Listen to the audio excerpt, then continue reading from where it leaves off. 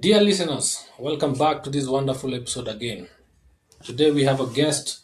His name is Mr. Dustin. He will pronounce the other one. I ain't gonna do it. I ain't gonna do it. I ain't gonna do it. It's a trap. I will not do You chickened it. out. Yeah, chicken. First 2 minutes are chicken out. Anyway, that's the guest. Here he is. But the most important bit about it is that he's been sent by God to discuss some few interesting things. And these things that we are going to talk about today happen in our churches day to day, day to day. And they're so important to God that He commissions people like us to discuss such things so that people like you out there can learn and know and be aware that they are there. And I will not give you links to this conversation. He will start it and we will get to so that you can listen and don't switch to other channels. All right. So stay put and look at what God has brought us today. He's a wonderful guest, mighty and great, full of Jesus Christ. Okay. So Mr. Dustin, welcome to the show. I will not pronounce the other one. I will not pronounce it. By the end, we're going to have it for you. By the end of the podcast, we'll have it. I So tell you, it's I was trying to read it here, but it kind of disappeared because it's so quite long. Because I yeah, cannot it read, is. I cannot read it. It's Anyway, my name's Dustin, and the last name is Kleinschmidt, which is very German. Klein, It's German. It's Klein, Kleinschmidt. It sounds the way it's spelled. German. It's just really, really long. Is it, Kleinschmidt. is it German? Yes, very German. All right, or Kleinschmidt. When you say that, Yeah, now it's that Kleinschmidt. yeah, All we're right, good. Mr. Kleinschmidt, the platform is yours. Take it Well, away. Samuel, thank you for having me. Thank you for having me on your podcast. I'm super excited for these conversations. And I love talking about the Bible. I love talking about what God is doing and how God is teaching us through Scripture, and then how that interacts and integrates into our whole lives. That's really the thing that I'm most passionate about. Isn't just that we learn knowledge for knowledge's sake, but that as God by his spirit teaches us through his word, that it really does reshape and reorient the way we think and the way we live, and the way that we choose to follow him and trust him, all those things. So a little bit about me. I grew up in Southern California, and moved to Texas in my 30s. I did not grow up in the church. I grew up in a pretty you could say abusive or hard family background, a lot of fractures and pain.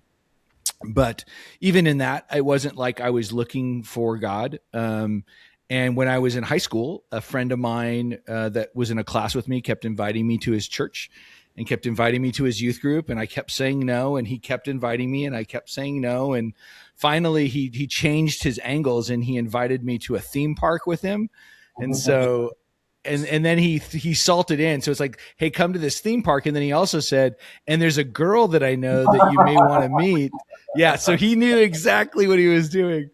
And so I was like, yeah, let's go. I love the idea of church. And so I did. I started going to the youth group, and within a couple months, I had heard the gospel, and I remember our youth pastor was teaching it, and I don't remember exactly what he said, but I just remember in my heart thinking, like, I think this is true. Like, it was just that moment, like that the Spirit just said, like, this is like Jesus is who he says he is. And he loves you, and all of the messiness in your childhood, all the messiness in your background, all the dumb things that you've done and are doing, like he wants to come in and bring hope and healing in those spaces. And so that was a radical, at the time, I didn't realize obviously how radical of a transition it was going to be. I was 15. So when you're 15, you're not the smartest tool in the shed, right? Like you're just kind of trying to survive. And so I jumped into that youth group. And so in addition to then having Jesus in my life, the other radical change was I had this community and family that I had never experienced before. I had a small group leader who was like crazy faithful and, walked with us teenage boys closely and modeled what it was like to follow Jesus and to spend time in the word and to wrestle with real issues and not sugarcoat things and not pretend everything was okay, all that kind of stuff. And so at a very young age, I got really well discipled, I guess you would say. So yeah, so that I was in that church ultimately for over 20 years. I met my wife in that church. We had our first two kids while we were at that church. I went on staff at that church. I became a pastor. Wasn't really the plan, but ultimately, like the joke that I say is when I was in college ministry, the college pastor and I became roommates, and I knew 4 chords on a guitar and he knew 3 chords on a guitar. So that made me the worship guy. So, so I started leading worship and really developed some giftings musically, but then also really developed a passion for what is worship, not just musically, but what does it mean for us to worship God with our whole hearts, to be men and women after God's heart, as David is described in scripture. And so I did that for a long time, 7+ years, just in that role, cultivating worship in our youth ministries, cultivating worship in the church, and then getting a chance to teach some and, develop a biblical understanding and theology and education. All those kind of bits and pieces kind of came together. And then I ended up moving from there to Texas in the we moved in 2011. And went on staff at a church that was young but growing really fast. It was a smaller church that had planted like 5 years earlier. And originally I was doing worship and discipleship, like small groups and stuff, but we handed off the worship stuff pretty quickly.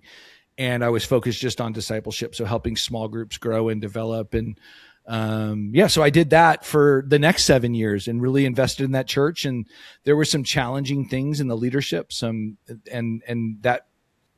that made things difficult. The senior leader and I struggled to get along at times. There were some things in his life that I had concerns about, and he definitely wasn't interested in my thoughts and opinions on those things. And so ultimately that led to us transitioning out of that church and planting a church about 30 minutes away, starting a new church, which we did up through, a year or so into COVID. And then as COVID dragged on, and that changed, here in the US, that changed the dynamic of church so dramatically, even in Texas, where there wasn't the same kind of level of lockdown. But in the midst of that, realizing that our people had been working really hard. We had a small group of about 30 or 40 people, and they were setting up and tearing down a church every weekend and doing small groups and trying to reach out and love the neighbors and community and all those things. And we knew that after the COVID thing released, if we were going to keep going, it was going to basically be like starting over. And my concern was that it was going to burn people out, that I would rather have people follow Jesus and not have this building or this entity that we were building, than to continue to push forward and run people into the ground in order to make something happen. And so our elder team, we decided that we were going to let it go. And ironically, or I don't know if it's ironic, but in parallel to that, and I see God's hand in these areas all the way through, the church that I had left, where I struggled with the senior leader, he had resigned, and it had come out that he had been having an affair. And that church was in pretty significant, it was having a really rough transition. And so their leaders asked me to step back into that church and help them with that transition, which led to me really becoming one of the lead guys at that church for the next 3 years. And that really, it was rewarding and extremely difficult. And that season ended up being the hardest season of ministry I've ever been in. The most pain and hurt and burnout and all those kinds of things. And even though I was like faithfully pursuing Jesus and I had good people walking with me, and my family was involved and my wife was invested in praying, and we were really trying to make sure that we were healthy in how we navigated these really, really challenging seasons. It still wore on me. And ultimately, and I talk about this in the book that I wrote, but I was in an elder meeting on a Saturday, and it just came to a head with some leaders who were impatient and frustrated with us because they felt like we were moving too slow. And in essence, these young leaders told us, maybe we should leave. Like maybe it's time for new leadership. Uh-huh. And that wasn't, it wasn't like, okay, I guess I'm going to leave. But I remember getting in my car and calling my wife and just saying, I don't see a way forward without everything kind of collapsing around Yeah. me. So if I have to let these guys go because they say they can't follow our leadership, well, now that's a huge hit to the church that we're replacing staff, and I'm seen as the bad guy that fired them for whatever. So it was just a situation, and at the time I didn't realize how depleted I was, but I was so beat up. I couldn't do it. I had nothing left in me to pour into that. And the way I've described it is I no longer could be what they needed me to be. Yeah. And honestly, I didn't want to.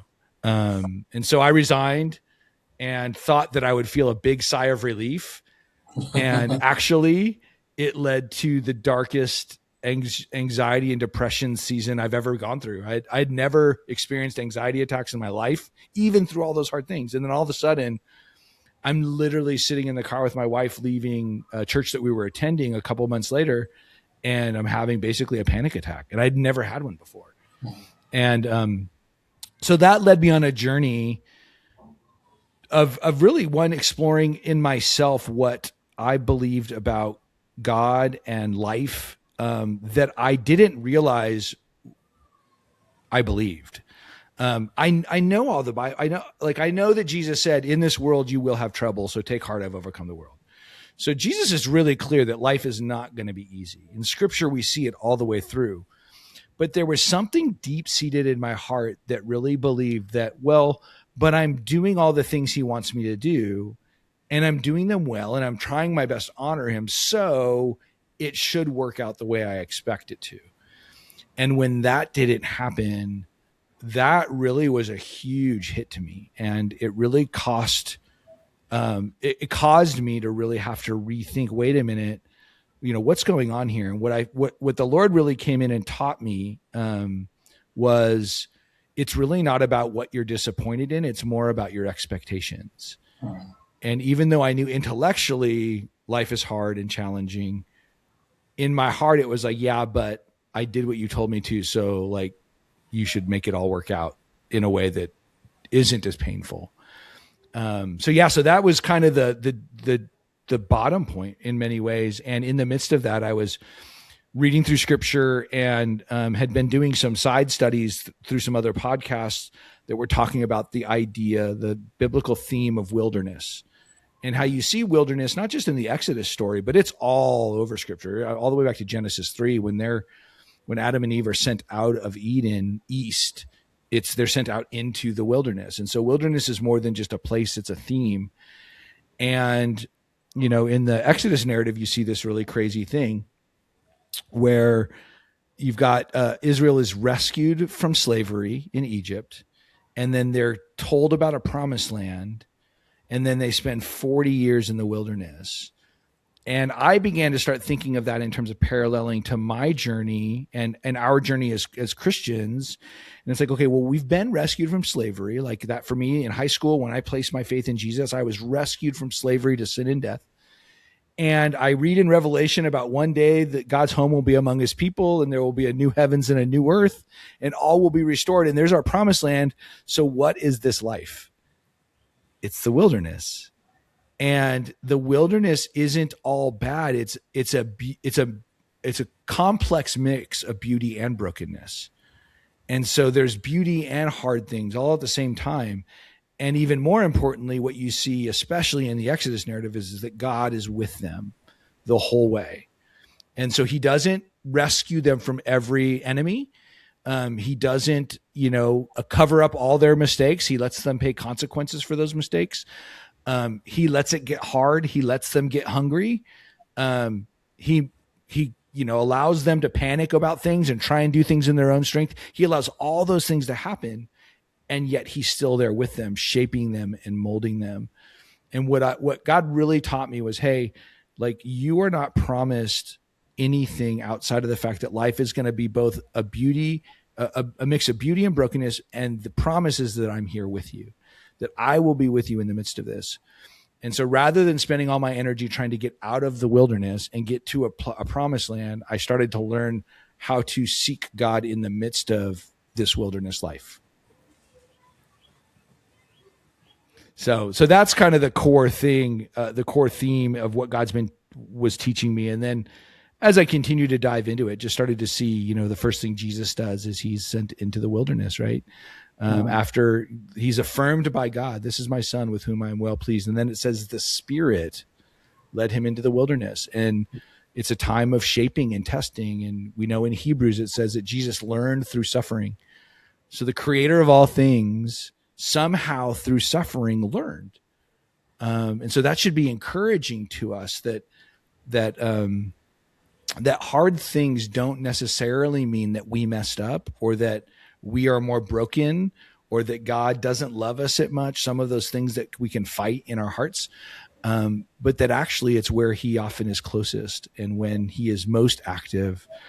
And it's less about us trying harder to figure it out and more about us trusting him and surrendering to him as we go. And so that's really the heartbeat of what I'm about in this season and helping people navigate that.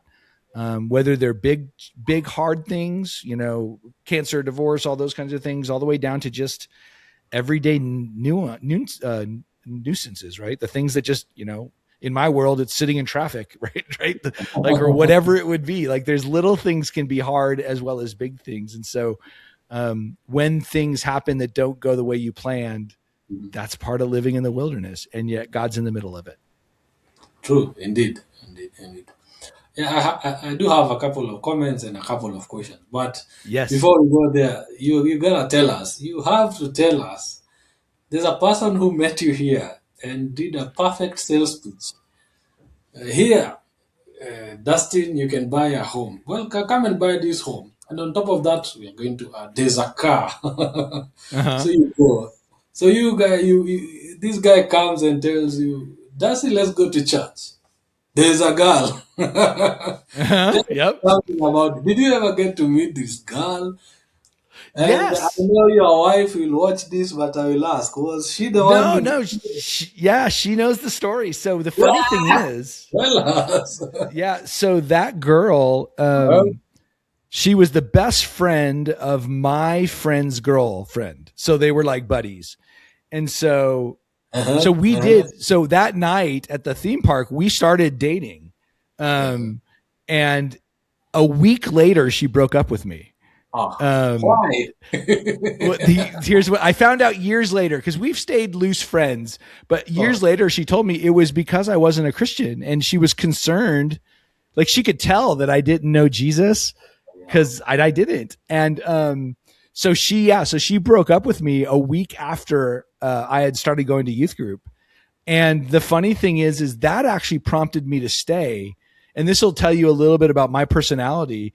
Like when she broke up with me, it was like, oh, okay, you're going to see me every week now. I'm going to be at church every week and I'm going to date every girl in this youth group.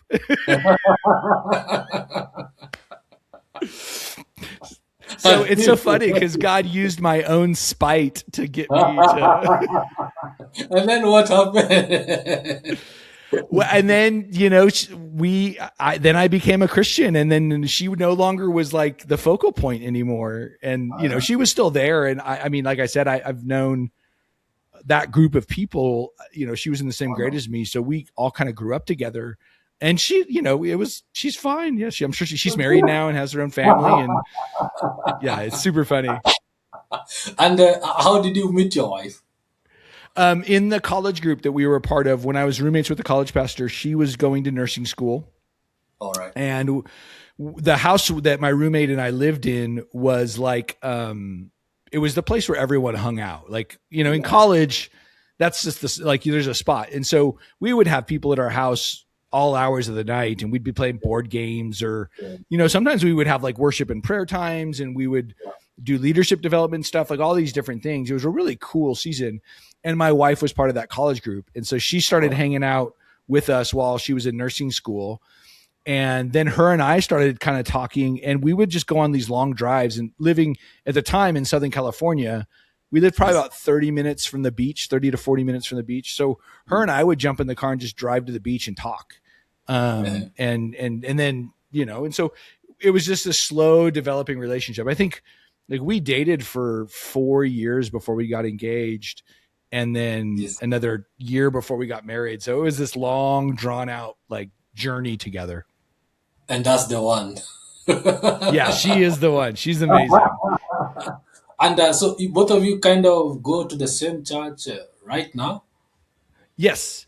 Yeah. So we, when I stepped out of out of church ministry, like paid ministry, Yes. I mean, she's obviously been through all of that. So she was a part of, the church we were at in Southern California. We Because got you are married there. while I was on staff there. We had our boys, we got a house. She's always been a nurse. So that's kind of been her career path. She loves helping people, and that's her gifting. And so, she's done that, and I've been doing ministry. And then when we moved to Texas, she actually took a couple of years off of nursing because we had our daughter. We had a third kid, and so we have two boys and a girl. The two boys are 23 and 19, and Wow. then our daughter is 14. So she took a couple of years off to just enjoy being a mom and really just enjoy that. And Yeah, how and old are then you, man? You look very young. oh no, I'm old. No.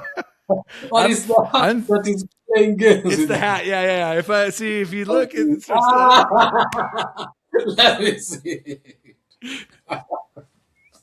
You got no. Yeah, my hair is heading backwards. It's heading backwards 100%. Oh God. So yeah, I I'm have I think two girls and one boy. So awesome. just so I know the mathematics of it all. And both of Yeah. you kind of, do you serve? What is your role in the current church? Because I know you go to a church. Yeah, I'm just volunteering. I help out. Like we lead a small group. My wife and I actually met last night, so we just are just kind of getting into that, and kind of just helping out wherever we can. I have all these years. I have 25 years of pastoral ministry, Yeah. and so what we've told them is like whatever they need, like we just want to serve. And on the side, I'm doing like for like my own job, I'm working with a consulting firm that works with churches, and then doing some leadership coaching. So I'm helping coach leaders in navigating hard things, because sometimes the hardest thing for a pastor or a leader in the church is finding safe people to process with inside their church without it becoming divisive. It's like if your boss is the senior pastor, and so let's say you're the youth pastor and you're struggling with him, and there isn't a way that you two really can work through it right then, you can't go talk to your buddy in the church. That's in many ways that can be very divisive, and you don't want to undermine his leadership. So having a neutral voice that can help you navigate that things can be really healthy and helpful. It's something I wish I had more of. And so I'm doing that. I'm coaching leaders on the side. And then, the book, obviously, which is part of the podcast thing, I wrote a book and I've released that, and I'm trying to kind of just share the story of the book. And then also, I'm releasing a bunch of worship music alongside the book, that are worship songs that are kind of thematically around this idea of wilderness and what it's like to walk through the wilderness. And, in the same way that David had songs that resonated in the hearts, right? So that's all the stuff we're doing. And at the church, yeah, I'm just kind of a voice that's available. I good friends with a handful of the pastors, and I just try to be a support to them and encourage them any way I can. And what's the name of the current church that you and your wife are attending? Yeah, it's called Chase Oaks Church, Jeez, and it's folks. in Plano, Texas. It's a multi-campus church. It's a pretty large church. We love it. We really have enjoyed it. It's been a breath of fresh air in many ways.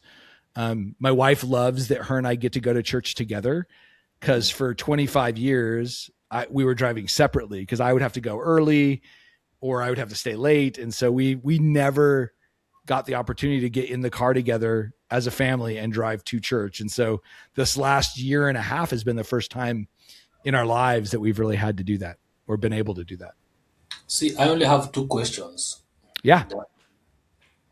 And before I ask my first question, let me tell you something. Me, the way I see it, It's totally different. Look, I'm going to be honest with you. It's like, and I'm probably the first person who's going to be honest with you from Africa. So I don't know you it's the first time I've met you, but I'll be terribly Yes. honest with you because this is the way I see it. All right, and this is how I see it, and that can change. I don't know, but this is how I see it. Go Look, for it. you are you are a walking church. You see, look at it like this. If you look at back the way you got born again, Hmm. the way you held on to one woman, the way you stuck into church, the way you planted church, I've had cases like this. I know stories of people like you. So you've planted a church. Someone who can attempt to plant a church is not a normal person. That is a True. work church. You know, by virtue of the New Testament and the things Apostle Paul tells us about you being the temple, you are a Hmm. walking church. So everywhere you go, you know you are a walking church. So I'll Yep. tell you the truth, everyone else you've ever met missed out on you. Oh. It's actually the other way around because everywhere you go, even right now, you see you're interacting with leaders, planting this, planting this. I was actually expecting this story to end to the point where you and your wife are running a church. Hmm.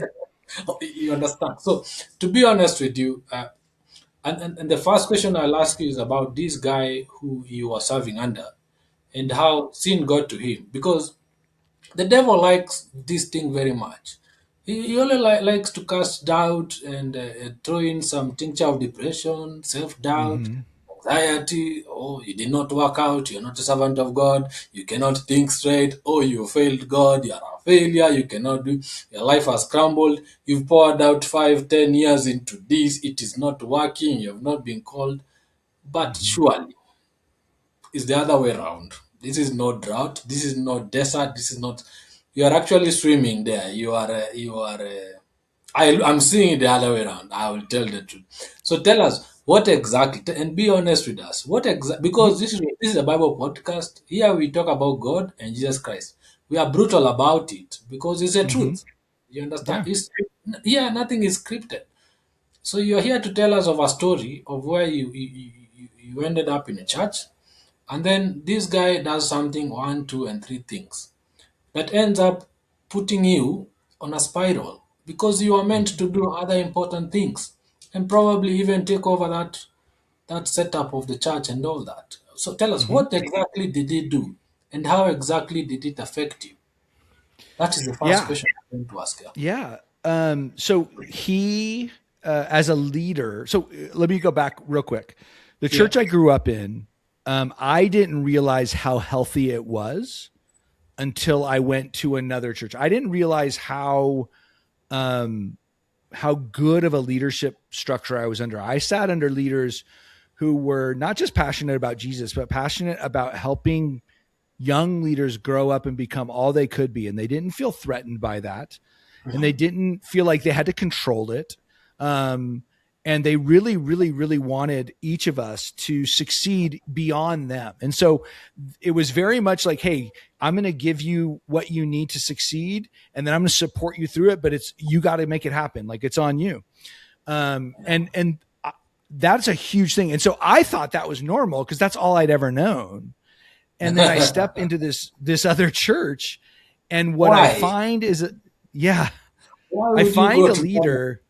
Yeah. Well, because in the it's a longer story, but short version is in 2008 the economy collapsed in California because of the housing market issue, and so the church lost a significant budget thing, and my role wasn't Yes. essential enough for it to make sense to keep me. Oh, And so that was it. And to be fair, I also had gotten to a point where at that church where I kind of felt like I'd hit a ceiling. Like I yeah. didn't know what was going to be next. Yeah. And I didn't, I was restless. Yes. And I didn't handle that well at times. Like I was kind of a jerk about it. And rather than trusting the Lord and resting in him and continuing to be faithful, I started to get annoyed. And then, so I made it harder for them to want to keep me, as Okay. well as the budget thing really made a huge impact. So that was what prompted us looking, my wife would have preferred at the time never to have moved out of California. Now we're really glad that we're in Texas, but at the time that was a really hard transition. Yeah. So when I got to this other church, what I found was a leader who felt a very clear sense of purpose and calling from God to build this church. It was succeeding in its building process. But what it was his way or no way. So like he very much was what you would call an authoritarian leader. So, and we're seeing so many examples of these types of leaders show up in podcasts, and especially here in the West, because we started to model church the way we model businesses. Mm-hmm. And so that became a problem. So he was very much you do what I tell you to. And if you challenge that, even in a good sense, if you're like, hey man, like, I don't think that that's wise, or I don't think that's the best way, he saw that as being disloyal. Mm-hmm. And so I remember literally sitting in a meeting with him, and I was challenging him in a good way, not in a mean way, but going like, hey, I'm concerned about this thing about another staff person. And he basically told me, hey, if I want your opinion, I'll tell it to you. Mm-hmm. And that was and this is only about a year in. I ended up being there for 7 years, or over 7 years, but that was a year in. I was like, oh goodness, like, okay, this is a problem. And I remember going home and telling my wife, hey, like, I don't know what to do. But as we wrestled with it, because I'm not good at just going along to get along. Like, that's not my personality. Mm-hmm. I tend to be someone who's like, hey, if I have an opinion, I'm going to share it. And I'm not saying I'm right, but I am going to share it. Yeah. So as we prayed, because I was really frustrated, as we prayed, it was like the thing that the Lord was super clear on. And there's only a handful of times in my life where I felt like it's been almost audible, where his clarity has been almost audible. And this was one of those times where he just said, you serve and trust me with him. And so at that moment, it's like, okay, like, it's not my job to fix him. It's not my job to change that. In essence, what God was saying is, I want you to be Aaron. You do your best to lift up his arms when he needs it. And you do your best to do the things that I've asked you to do there. And you let me worry about him. And that was really, really difficult, because that's not my natural disposition. Like, I want to fix everything. I want it all to be the best it can be. So I did that. That became the kind of the journey of the next 7 years, was how do I serve well in less than ideal circumstances with a leader that clearly I sensed something was off in. And obviously when everything came out later, years later, about what had been going on and the affair and all that stuff, all of a sudden it was like, oh, okay, now I see what was going on. But at the time I didn't know. I just knew that something was off. And what he kept doing is saying, no, you're the problem. I'm not the problem. But God knew something was going on even before you Yes, knew. And 100%. are you allowed to tell us what was happening? Well, ultimately, I think the emotional aspects of their affair started right as I was transitioning out to go plant the church. And he got too close with a staff person. Okay. He had a deep sense of loyalty to this person and her family because they had built the church with him. Okay. And I think he had some unconfessed hidden sin issues that he never dealt with around lust and pornography. I don't know that for sure, but that's my guess. Okay. And ultimately it led to him making really, really bad decisions and not only destroying his own life at the time. And again, God can restore everything. And I really don't, I have no bitterness towards him. I'm broken enough to know that I could make the same dumb decisions, But we are not perfect. Yes, exactly. But And it's not a right for him to behave in that kind of way at that time. All right. But tell us yes, what happened of the church and the people that were in the church, because that's the most important thing to God. What happened to them? yeah. So that church went through. So all of this happened. Everything came out around his story, right in COVID. All So And it was at the same time that the church had bought land and was building their first building. So they Mhm. have like all of these things going on. COVID's going on.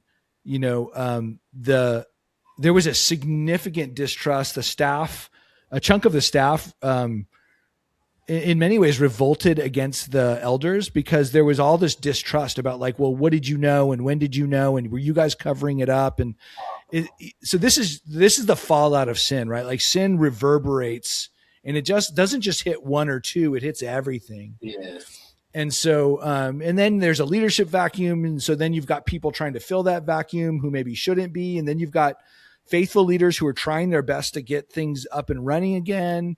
And by this time, it's a church of over 800 people. I mean, I mean, maybe even more. It was a large church at the That's time, a big you church, know. yeah.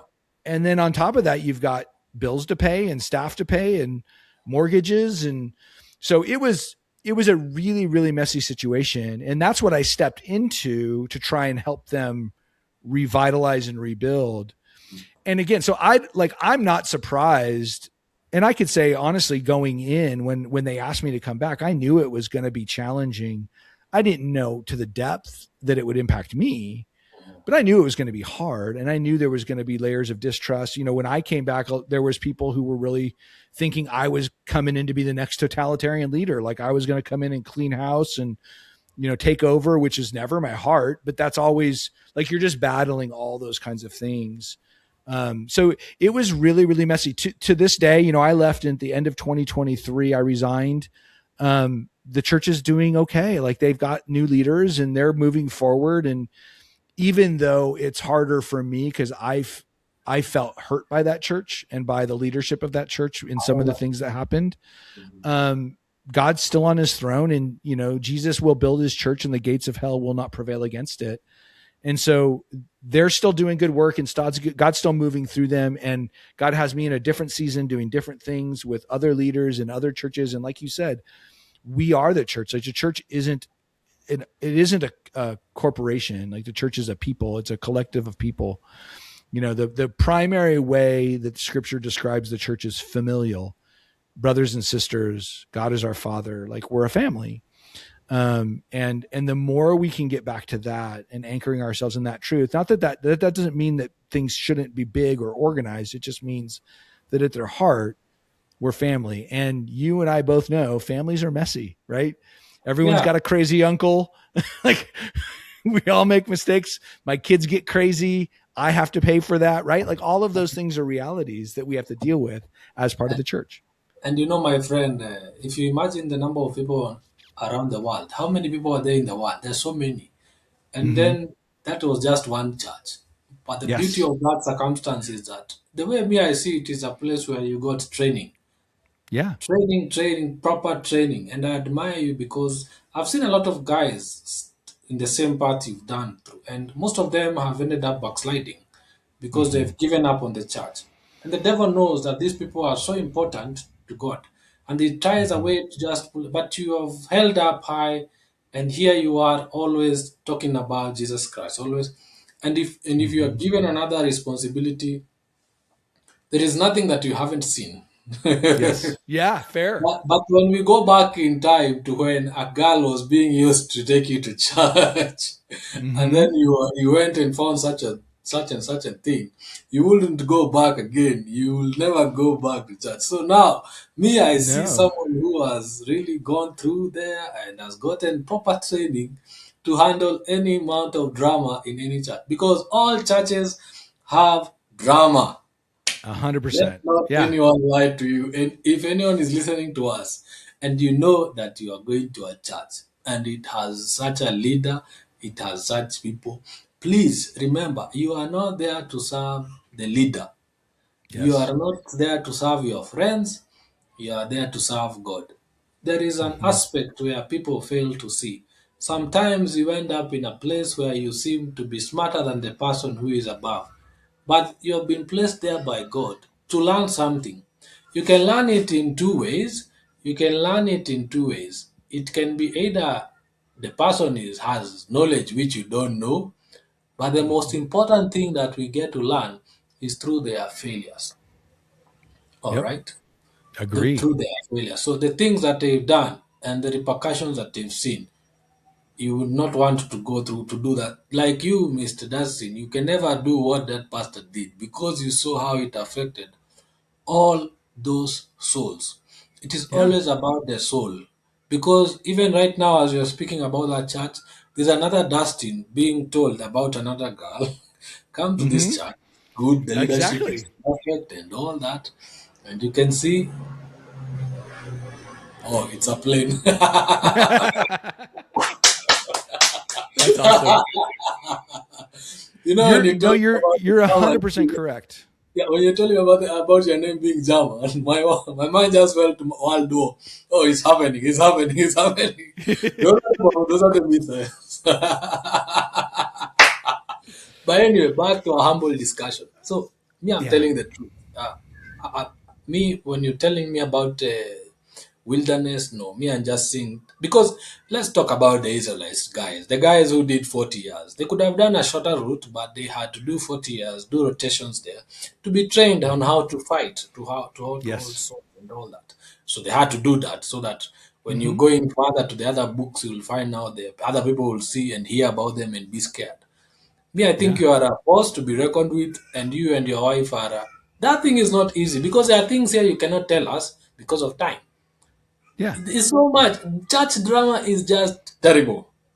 Yeah. But we stick there to learn how not to do things so that when you're given responsibility of children of God, you're able to handle them well. And I know that is why right now you have people you are mentoring. You are Mm-hmm. mentoring. And the next question is this, and it's a very simple one.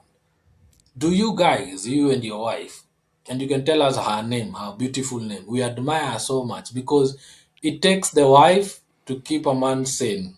Amen. Yes. It takes the wife. If a man is talking, it takes the wife. The wife is the one Yes. who handles everything. Yes. And that woman has gone through hell because he has to look at you when you are at your lowest. Yes. She's wondering now, you are the person to hold our hand. Now you are very low. So what happens? And then you have to Yeah. look at God. So someone who can believe that God is with this man, that is a Mm-hmm. woman to be reckoned with. So this is my next question. Tell us, and you have to tell us the truth. Do you guys plan on planting your own church? And where will it be? And when will it be? Yes. Yeah. No, we don't. Why? My wife's name is Stacy.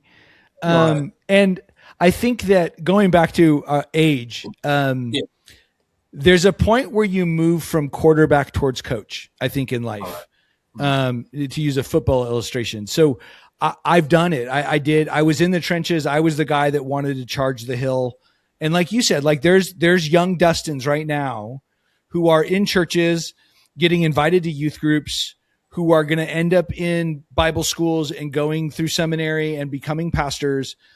And I want to be the guy to help those guys flourish in the Oh, wilderness. I want them not just to not say make the same mistakes I made, which I don't want them to make mistakes I made because I made plenty of mistakes along the way. yeah. But I want to be a safe place for them to come and wrestle with the hard things, and a place where a person where they can talk about how it's impacting their marriage. Because ministry doesn't stay contained to the church, right? It or the building, it bleeds out. Like you were saying, like my wife had to walk through all of this with us. When we Yeah. moved, she lost a lot of her friends because we moved. When I left the church, a lot of those relationships changed. So like you do, it's not just a job. You lose all of these other things. And so I want to be that for others, younger guys, especially younger women who are pouring themselves out for Jesus. And it's not just in church ministry, but whether it's missionaries or just like I live my life in a way that I want to follow Jesus, and I work in the corporate world, and I want someone to walk alongside me. And we all need those, like, you know, Paul was that for Timothy and Titus. You know, we all need a Timothy in our lives. Like, I think that as we grow and mature, we want to pour into others. We should, at least. And like what you're doing through a podcast is that, right? Like you're pouring wisdom, not just of yourself, but of all these other people out and saying, hey, these are things that can help you to continue to follow Jesus and to learn and to grow and develop in your walk with the Lord and in your understanding of scripture and in just the realities, like you said, of the messiness and the hardness of life. And so I couldn't do that and focus on that and plant a church at the same time. If God could change that tomorrow, I mean, I'm never going to say never, but Mm, my heart right now and what I think God's leaning me towards and calling me to is how do I serve leaders in a way that I was at that church so many years ago when I was a young guy, and I had men close to me and women close to me who were like, "Hey, we want to help you because we see the impact you can make for Jesus's kingdom in the world, and so we're going to pour into you." And pouring into you is sometimes telling you you're being an idiot, and sometimes it's helping you and teaching you how to do something or helping you think differently around things. It's all of that stuff together. So I think that that's really our focal point in this season. And we really love it. Like, I love the opportunity to just be a sounding board for people and, not try and fix them and not try and change every circumstance, but to just encourage them to seek the Lord and to listen and then give them input and advice where it can help. that's brilliant and beautiful. And I'll tell you the truth. You and I are the same. You are a walking church, and you are a walking ministry altogether because you are the church. Mm-hmm. You are Yeah. moving with Jesus Christ, and you are speaking. And this is 2026 because look at me. I'm just in a room, no nothing. But Yeah. when I open my mouth here, I'm doing church work. I'm Yes. serving people. I'm 100%. reaching millions and thousands of people, and this Yeah. one has an impact. So Yeah. whatever you say is truly the truth because uh, both of you are there and you are talking to people and they are listening. And Yes. this is just the thing which I would like you to make it more clear to the listeners so they can know because you've been set there on a mission. This is kind of like the two guys in Exodus. I think this was the father-in-law of Moses. Was it? I can't really remember the name. But when he came and then found Moses all beat up, so many tasks to do, then he comes and Jethro. yeah, Jethro. Moses and Jethro. Yeah. Yes, yes. So then he comes and talks to him, and then he says, "No, look, you have to set up structure. Mm-hmm. You have to delegate. You have to do Mm-hmm. it like this." Yes. Then Moses, with all the humility, and remember, Moses was the one hearing God, talking to God face to face. He comes down and listens to this guy and he gets direction. Without that Jethro, then a lot of things would not have been there to date. Correct. You understand? Mm-hmm. The people would have been there would not be justice system. Yeah. So that guy played a pivotal role in that section, and this is what you're doing to us, and that's amazing. So let us know, let the listeners know where they can find you, the services you offer for the kingdom, and how they can reach you, how they can interact with you, do one-on-ones. Because I'll tell you the truth, let no one lie to you that you are not a church. You are a church in yourself. Yes. And that Yes. whole thing was to train you for this wonderful day. So that when Yeah. anyone is listening to us like right now, they can know how to find you and which advice you can take. So tell us how the people can find you and where Yeah. and how. The easiest way is through my website, which is dustinkleinschmidt.com. You're going to put a link in the show notes because my last name is hard to spell. Um, but you can Google has it and stuff too. So dustinkleinschmidt.com, and it has the links to the book. It has the coaching stuff. It has the music stuff. Um, Writings I'm doing. I'm writing on Substack, and so it has articles that I'm writing, and everything I'm keeping up with there. So that's the easiest place to go to for all of that stuff. Um, as well as like on social media, I'm on Instagram, primarily Instagram and Facebook. And I keep people up to date with what's going on, interviews like this, these types of things, and it kind of keep people up to date on those kinds of things. So those are the best places to go. The book is available on Amazon. It's called The Wilderness Way, Mhm. and yeah. So, but the website has everything you would need to get to all of it. But do tell us about your books and why you wrote them. What to expect inside. That kind of thing. Let the listeners know what to find inside and what's the flow of it. Yeah.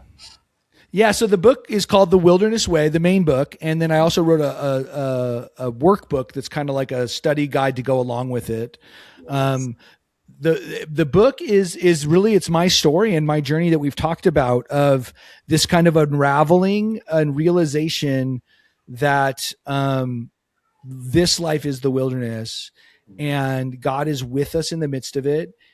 It doesn't mean it's going to be easy, and we need to give ourselves permission to lament the hard things, which sometimes I think Christians struggle to do. I think sometimes we're really quick to put the bow on it and say, no, it's going to be fine.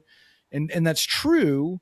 But there's something that, almost a third of the Psalms are lament Psalms. And so there's a sense of like honestly grieving, like, man, that really hurt. This is really hard. And being able to do that and be that for one another. And at the same time, do that with hopefulness, knowing that God is in the midst of it with us and journeying with us in it. And that we need each other in that. So the book kind of walks that whole narrative from the beginning of my story through that. We unpack the Exodus narrative. We unpack all the way back to Genesis, and talk about Hagar. We talk about Elijah in the wilderness. So he's a great one because he battles the prophets of Baal, right, and mocks them, and then he calls down fire on the altar, and it burns all the things up. And then immediately after that, he's told that Jezebel is going to kill him, and he freaks out and he runs off into the wilderness and tells God he'd rather be dead. And so it just shows you the highs and lows of humanness, right? Man, like a couple of days ago, you were standing on a mountaintop making fun of other gods, and now you're asking God to kill you because you're so afraid. And so you just see, like, this is the human experience. And so unpacking all of that stuff and understanding biblical wilderness, that this life is always going to be that mix of brokenness and beauty. And we won't get, if we spend all of our time trying to avoid brokenness, we'll miss the beauty. And you don't want to miss the beauty. And so learning how to how to navigate that. And actually this morning before our podcast, and this is probably the thing I felt the most important for me to share this morning, is I've been really marinating in Psalm 37. And I really think it's kind of like it is the answer to what it looks like to walk in the wilderness, to live this life following Jesus. And David says, trust in the Lord and do good. So trust in the Lord, do good, dwell in the land. And some translations say befriend faithfulness, or some say, like the Hebrew word is this idea of consuming faithfulness. That faithfulness becomes our core goal. It's not being extraordinary. It's not building platforms. It's not, I want to do big things for God. It's like, what does it look like for me to trust the Lord, to do good, to take whatever the next step of faithfulness looks like in today, and to dwell in him, to dwell in the place he's put me, right? For you, it's in your home in Kenya, in your church, in your family, in your community. For me, it's here in my community, in my church, to dwell there, and then to make faithfulness the thing that I want more than anything else. Faithfulness to Jesus and faithfulness to the people around us. And that may seem oversimplistic, but for me, that's been so important in these last couple of years of learning, okay, like just getting it down to as simple as possible. Trust in the Lord, do good, dwell in the land, and befriend faithfulness. And so that's the heart of the book. That's the heart of the messaging around the book, and everything on my website is, and everything I'm working on is, how can I do that better, and how can I help others do that better? Well, Dustin, I want to say you have a very listenable spirit and convincing spirit. And if you Thank had you. met me, if if today I was giving my life to Christ, I would do it. You have a convincing power. You understand? Thank you. And if I had met you when I was younger, and you tell me about it, I would follow you. You understand? It only pushes me to ask whether you are planning to set up a podcast just to speak to young people, because when when we put you on TikTok, people would believe in Jesus Christ literally. Mm-hmm. You are a very believable person. I Thank you. don't Yeah. know, but do you plan on doing a podcast or these small videos on TikTok? It's in the works. Yeah, there's a lot of things in the work. I'm working on a children's book All about right. my book. Okay. called "Why Is This the Worst Day Ever?" And it's All about a right. kid that learns how to navigate the hard days of life Good. and how to trust God in the midst of them. I do have a podcast that I'm talking with a friend about launching. I just know, like, it's a lot of work. And so I want to make sure if I'm going to do it, I have the bandwidth and margin to do it well. It's the tentative title is called The Normal Pastor, or the Normal Pastor Podcast. And so it's this idea of normal pastors talking about normal things. I'm going to beg you in the name of God, please. It doesn't take much. I approve of you because I'm going to beg you in the name of God, please. Even if you can start tomorrow, because today I already started. It takes just you, your phone, and your microphone. I Yeah. can hear you, and I can look at you. There are many souls online dying. You just Yeah. need to record anything. You just told us about Psalms 37. The way you just said it, I will cut that bit and put it on TikTok and Mm-hmm. any other useful piece. But please, I'm begging you, rush, do it for the sake of Okay. who? Those guys on TikTok. Those guys, you have to go to TikTok. There's a way it has 916. It's an easy thing. You don't. It's not mathematical. As I Yeah. mentioned, I just want to say hi, Stacy, and may she help you do it because for the souls, for our children, please, Yeah. you have to join me because the Okay. kingdom. There are things I cannot. I am not as convincing as you are to that generation. Me, when I speak, we speak in a certain wavelength for certain. For instance, I can do message for Mr. Putin or Mm-hmm. Mr. Trump. You understand?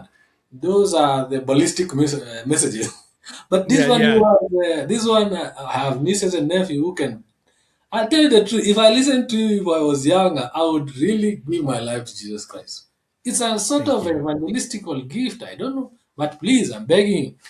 You gotta get on TikTok. I And am on TikTok. I you're am, on and I do TikTok. post Okay. clips. Yeah, I'm on there. Well, I don't do okay. a ton, but He does it. I don't do dance videos.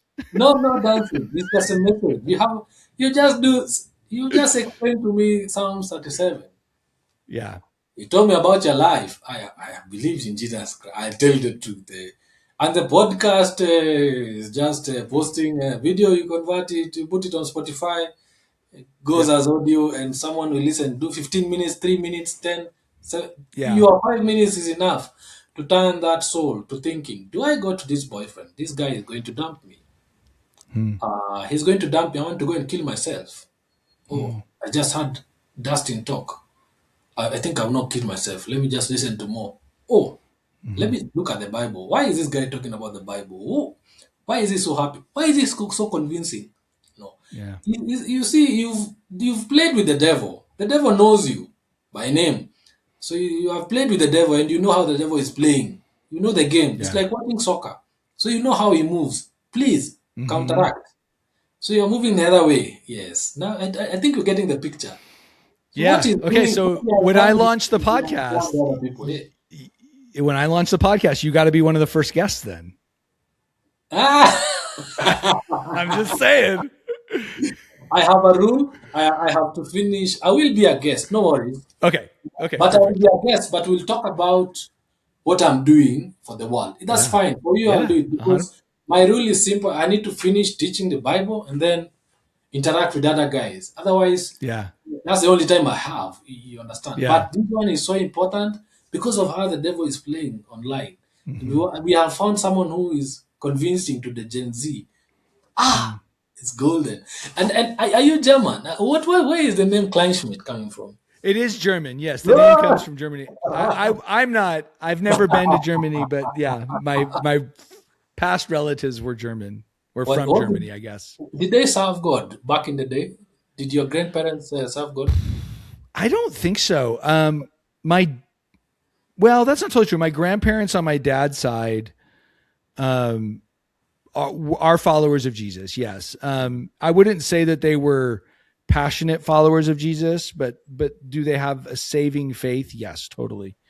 Um, on my mom's side, there wasn't that, and still isn't to many degrees. So yeah, so it's kind of like my wife and I really are the first generation that is really like, okay, we really want to orient our hearts towards pursuing God above all things, Mhm. and are hoping to kind of change that narrative in our families. So Mr. Dustin and Miss Stacy, you thought it would be easy because you are the first ones. You are the first Of ones. course, You thought it would it's be not. easy. If it is not difficult, then you are not doing anything. You're just Yes. if it's not difficult, then now you're getting the picture. Eh? Yes. We are a force to reckon with, and today we will make one prayer with my listeners that may God Mhm.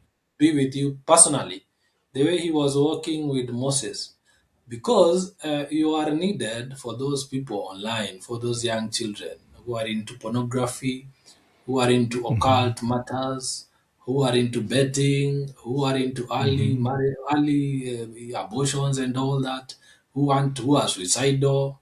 All right, like here in Kenya, we have a trend of young women leaving high school and then now they go to clubs. There are no jobs, Yeah. so they end up selling their bodies in this way. So I think that it's called OnlyFans. There's a lot of young guys on OnlyFans.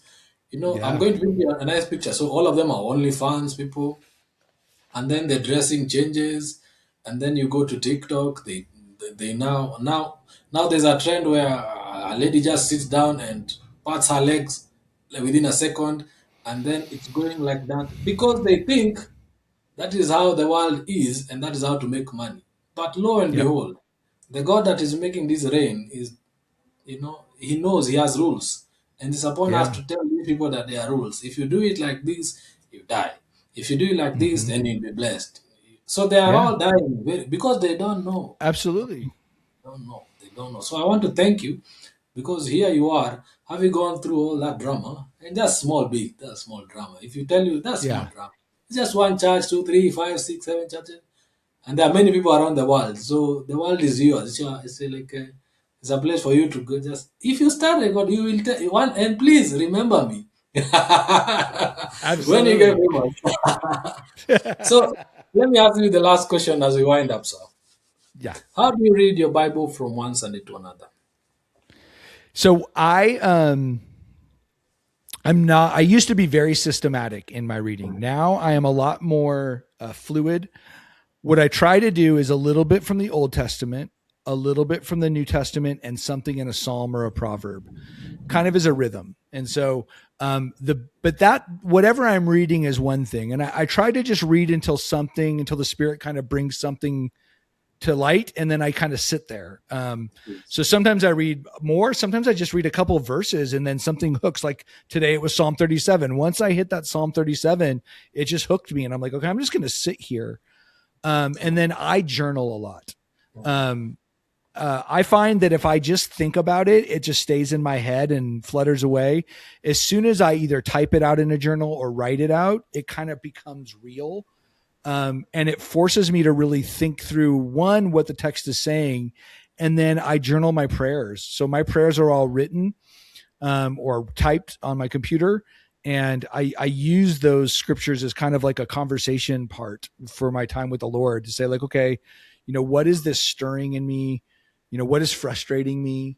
I try and ask myself those questions in the midst of it, and then I wrestle through it. So I don't go in large chunks. I used to. I probably am, maybe a handful of verses a day now, and it's more meditative and slower rather than what I think I used to be, which is like, how much can I get through today and just consume, consume, consume, consume, but oftentimes not really pay attention to what is actually being said and what the Spirit's trying to teach me. So, That's beautiful. We are not that different because sometimes you are taken to a certain section and then it clicks on something, you pull on that mm-hmm. string, meditate on it, Yep. then it gives you another solution and another solution. Sometimes it can be Yes. once a week.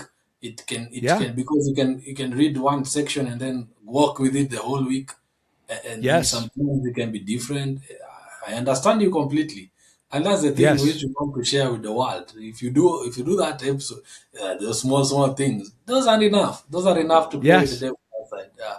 Yeah. Anyway, is there any other thing what would you want to tell the listeners who are listening to you and who you know that you will meet now when you delve into this thing? Yes. Yeah. I think that, one, if you're going through a hard season, like if you feel like life is the darkest parts of the wilderness, one, you're not alone. Two, it doesn't mean that God's abandoned you or that you necessarily did something wrong. Life is hard, 100%. And so know that it's okay. Like, don't just run to the idea that you're the problem, or that you can't figure it out and everyone else seems to have it figured out. And then I would go back to Psalm 37, trust in the Lord and do good. And do good means, what's the next right thing to do? It could just mean getting up to out of bed in the morning and going to work. It could mean going and telling someone that you're struggling. Whatever it is, whatever the do good is, trust in the Lord, do good, dwell where you are. Don't spend all your time wishing you were somewhere else. Like, look around, because God has you where you are for a reason. And then um, faithfulness, just that idea of embracing faithfulness, that it's okay to be where you are, and even in your hard times, God can use you in powerful ways. And you have no idea. Israel had no idea what God was doing in them and through them while they were in the wilderness. They just wanted a promised land. And yet we needed that story for us to be able to navigate our world. So Wonderful, wonderful. Well, listeners, I told you this one was going to be a wonder. It's like today I met Reinhard Bonke with a microphone and a smartphone and the power of social media. This world will not believe. This guy is truly my friend. And I will follow you on all your socials, and yes, I will get to interact a lot. And if you invite me, I don't have a guest account on, I can't afford a guest account on Podmatch as it that's would. okay. But We know each other. We're good. We're buddies now. This is done. we have a common enemy. That Yes. stupid devil. That stupid devil. Anyway, that marks the end of this wonderful episode, and we're going to wind it up there. And I know we'll get this guest on this podcast again and again and again and again, because we'll look at angles where we're going to talk to the generation that is called Gen Z. And there's another one coming, like my children, that will be Gen Alpha. I don't know where these names come from, but all I know is that they are young guys who know a lot, Mhm. and they know a lot. They know a lot. They know a lot, a lot, a lot. And here we are with the gifts of God, trying to counter and put them the right path. So, Mhm. Mr. Dustin Kleinschmidt, thank you so much for being Yes. an awesome guest. May God truly Sam, bless. thank you so much for having me. It's been a pleasure to be able to have this conversation with you. Wonderful, wonderful. Well, listeners, see you guys on the next one. Ciao. How do you say that thing in German? Do Oh, you I know? have no idea. I have no idea. We are going to preach to the German nation, and they will have an idea. Okay, guys, see you guys on the next one. I don't even know which language is ciao. But anyway, God bless you guys.